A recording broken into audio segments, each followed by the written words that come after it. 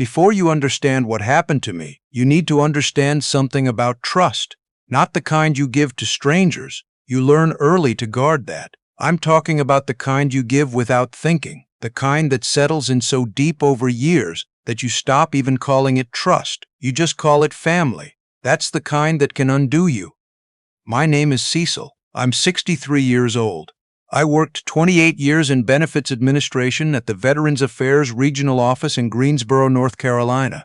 Processed claims, fought bureaucracy, helped veterans who'd already sacrificed enough fight one more battle just to get what they were owed. I understood systems. I understood how paperwork could crush a person if they didn't know how to push back. I thought that made me careful. I thought that made me somebody who couldn't be caught off guard. I was wrong about that. This past Christmas, my stepdaughter gave me a tablet.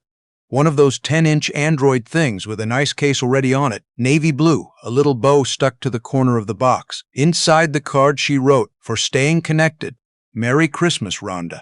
I stood there in my kitchen, still in my robe, reading that card twice. It surprised me, I won't pretend it didn't. Rhonda and I had always been civil, the polite distance you maintain when you marry someone who already has a grown child. When that child is already 37 and has her own life and her own opinions about her mother's choices.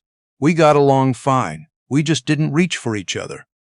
So a gift like that, personal, practical, with a little note that sounded almost warm, I felt something in my chest ease that I hadn't even realized was tense. My wife, Minnie, watched me open it from across the kitchen table with her coffee. She smiled. "Rhonda picked that out herself," she said. "She asked me what you might actually use. I told her to tell Rhonda thank you. I meant it." That was December 25th.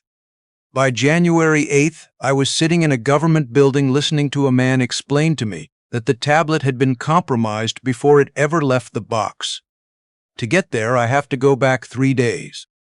My neighbor Mac has lived across the street from me for 11 years. He's 68, retired Army Signal Corps, spent 20 years doing communications and electronics work before he settled in Greensboro.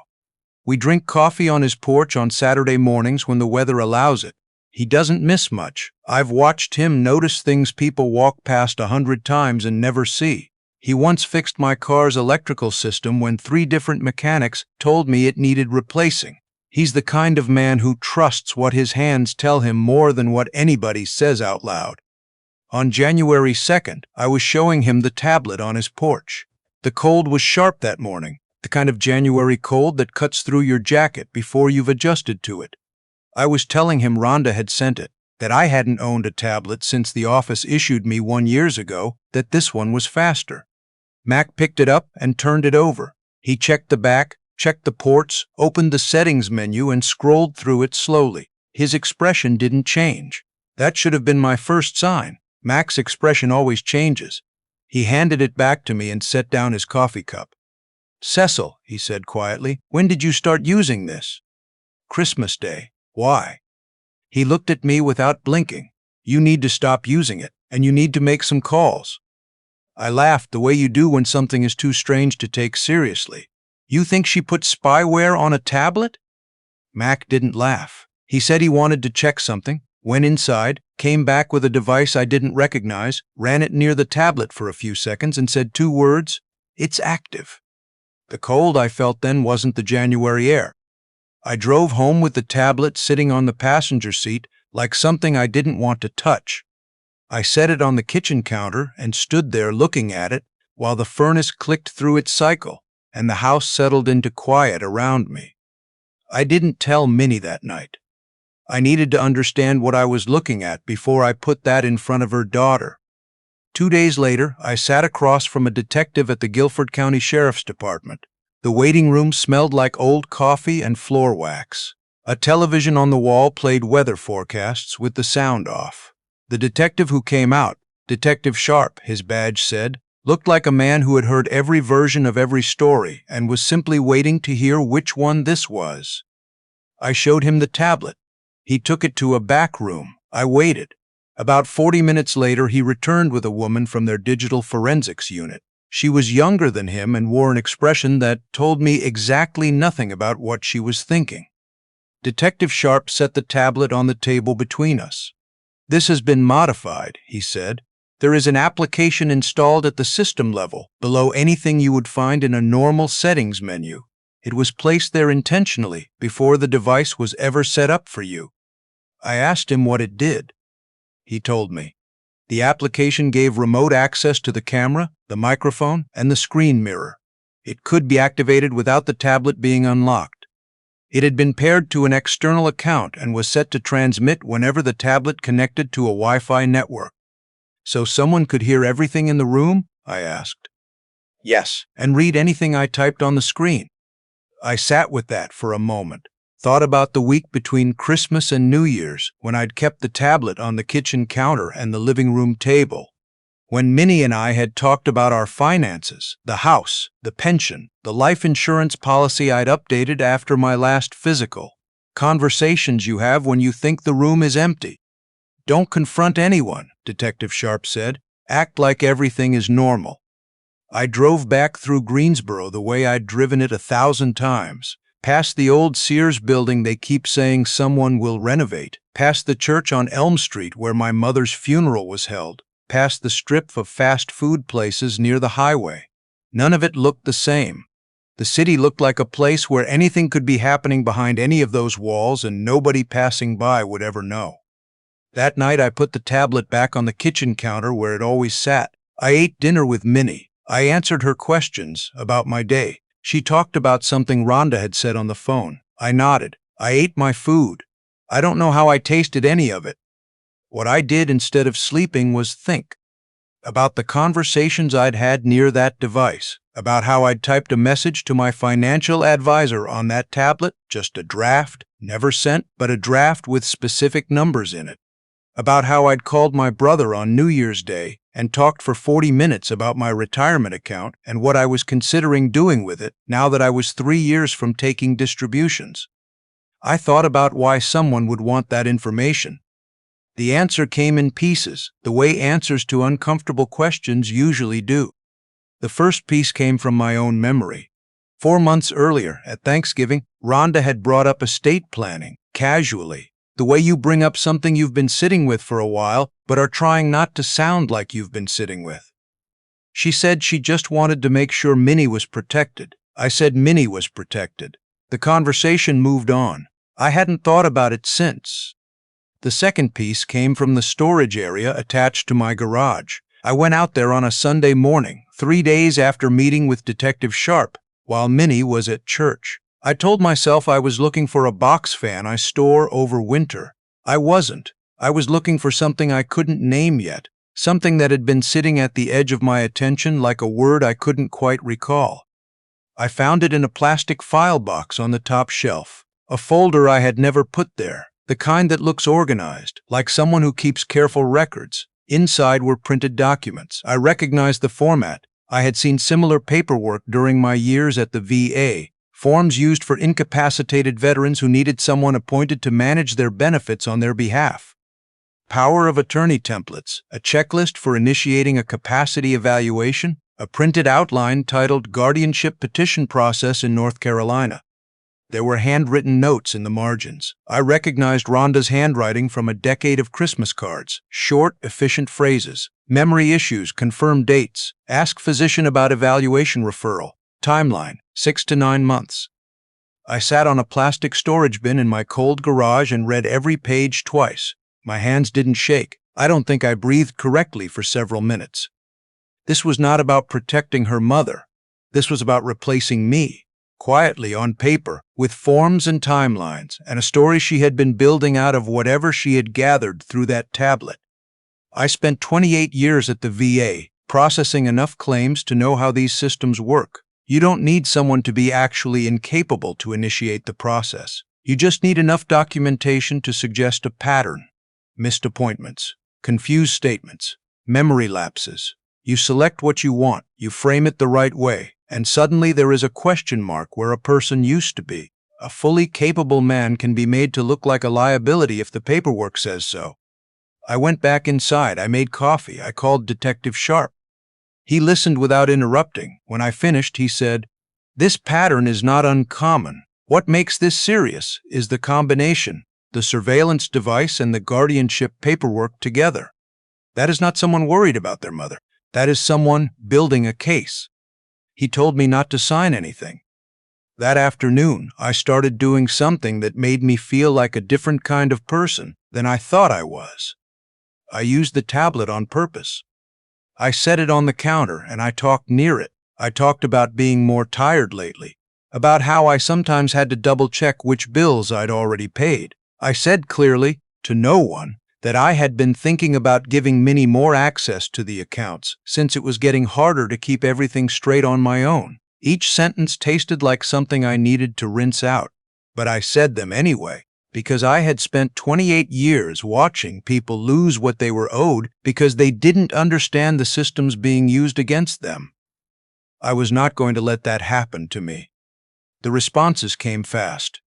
Rhonda called Minnie the next morning and mentioned, same easy, casual tone as Thanksgiving, that she would love to visit soon, that she had been thinking about us.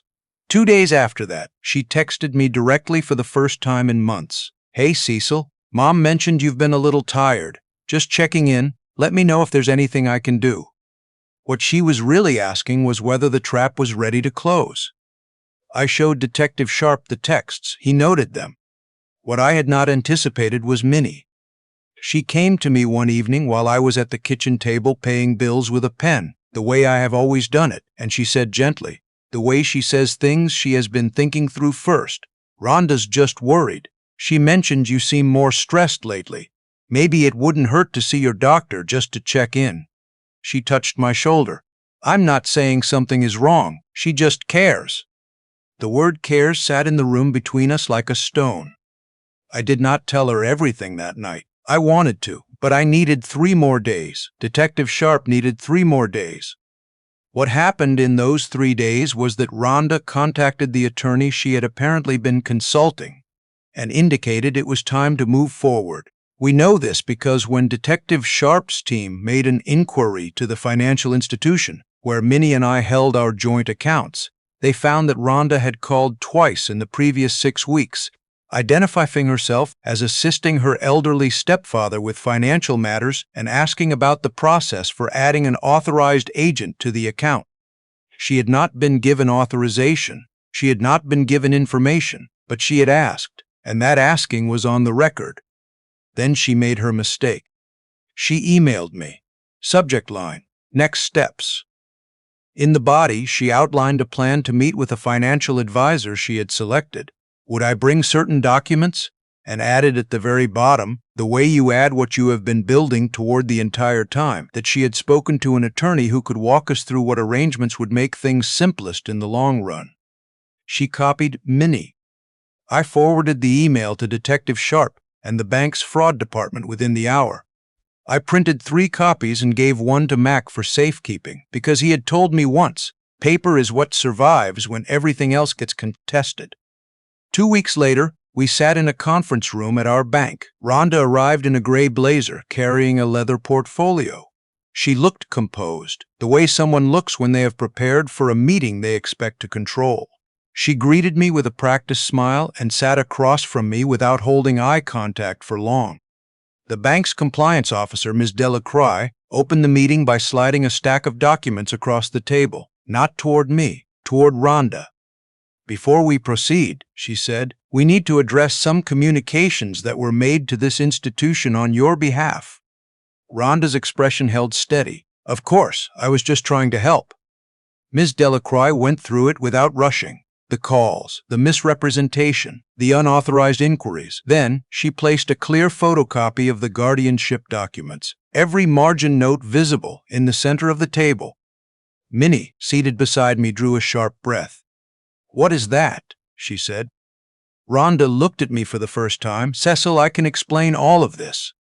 I took a sip of water. I didn't say anything yet. Detective Sharp, seated off to the side with a closed notebook in his lap, leaned forward. You installed surveillance software on a device you gave as a gift, he said. You made false representations to a financial institution, and you began preparing legal documentation designed to remove someone's autonomy, without their knowledge, without their consent. He set a printed copy of her email on the table. In the long run, That is not family helping family. That is a scheme. Rhonda stood up. Her composure came apart fast, the way it does when there is nothing left to hold it. He forgets things, she said, voice rising. I have recordings that show. We have the recordings, Miss Delacroix said. We also have the device they came from. The tablet was placed in the center of the table. Rhonda looked at it the way you look at something you recognize, somewhere it has no right to be. You set me up, she said, turning to me. You did this. You gave me the tablet, I said. That was all I said.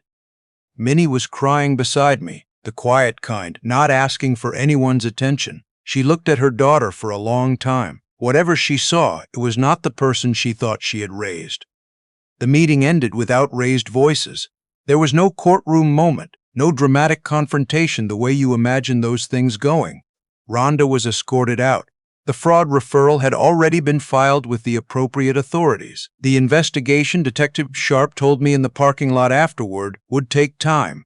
He could not promise outcomes, but the documentation was solid. I thanked him. I walked to my car in the January cold and sat with the engine off for a few minutes, watching my breath fog the windshield, watching the light change over the parking lot. My hands were steady. The house felt different that evening. Minnie didn't come home until late. When she did, she sat at the kitchen table with her coat still on. I made tea and set a cup in front of her and sat across from her and waited. I didn't know, she said. I need you to believe that. I know, I said. I meant it, and meaning it did not make the following weeks simple. Some damage does not undo itself just because you understand how it was done. We talked, slowly, over coffee and folded laundry, and the ordinary required moments of a life shared. We are still talking. I updated every account, changed every password, sat with an attorney, and went through my documents, the way I had helped veterans go through theirs for years, carefully, with someone who knew which details would matter and which were traps. I had an honest conversation with my physician and asked him to note my current cognitive health in my record. Not because anything was wrong, because I had learned that your record will tell your story one way or another, and I wanted mine to tell the truth. Mac came over the following Saturday. We had coffee on my porch in 38 degrees. He asked if I was doing all right. I told him I was getting there. He nodded once and picked up his cup. That was enough. What stays with me is not the money, and not even the betrayal itself. What stays with me is how ordinary it all looked. A tablet in a Christmas box, a card with a cheerful note, the kind of thing you open on a cold December morning and feel genuinely grateful for. That is the part that still catches me when I think about it too long. Not that someone would try, but how simple it was to make trying look like love. I spent nearly 3 decades learning how systems can be weaponized against people who do not know they are in one. I thought that knowledge protected me. What I learned is that systems do not always attack from the outside. Sometimes the weapon is sitting on your kitchen counter with a bow on it, connecting to the outside world, listening to everything you say every day without making a sound. If you are listening to this and thinking it could never happen to you, I used to think that too. I was the person people came to when they needed help understanding forms and deadlines and fine print. All it took was one gift I did not look at closely enough. So here is what I will leave you with. Trust your instincts when something feels wrong, even when it comes from someone you have shared a holiday table with. Document everything: dates, texts, conversations, anything that feels out of place. If someone wants to help you manage your finances or your health decisions, find out exactly what that means before you agree to a single thing. That hesitation you feel about asking questions is precisely what people who mean you harm are counting on. Put your important documents somewhere that only you and your attorney can access. Have a real, proactive conversation with your doctor about your health so your record reflects the truth before someone else decides to write a different version of it.